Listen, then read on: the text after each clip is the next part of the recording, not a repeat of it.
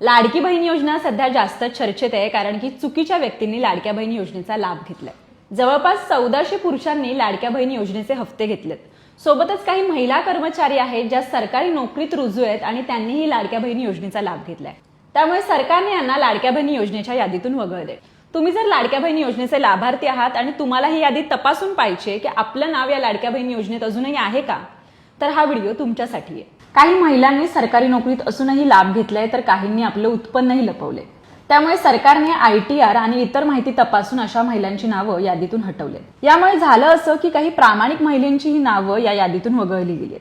जर तुम्हाला शंका वाटत असेल की तुमचं नाव या योजनेतून वगळलंय, तर तुम्ही घरबसल्या हे ऑनलाईन चेक करू शकता. त्यासाठी खालील स्टेप्स फॉलो करा. योजनेची अधिकृत वेबसाईट ladkibaheen.maharashtra.government.in या लिंकवर जा. त्यानंतर तुमचं नाव, आधार क्रमांक किंवा मोबाईल नंबर टाका. काही क्षणात तुमच्या स्क्रीनवर तुमच्या योजनेतील स्टेटस दिसेल. जर तुमचं नाव यादीत असेल तर समजून घ्या की तुम्हाला लाभ मिळत राहणार आहे. पण जर तुम्हाला नो रेकॉर्ड फाउंड असं दिसलं तर तुमचं नाव या यादीतून वगळण्यात आलंय. तुम्ही सरकारी नोकरीत नसाल, ITR भरत नसाल, तरीही तुमचं नाव जर यादीतून वगळण्यात आलं असेल तर तुम्ही घाबरू नका. तुम्ही जवळच्या लोकसेवा केंद्रात जाऊन, ग्रामपंचायत कार्यालयात जाऊन तक्रार दाखल करू शकता.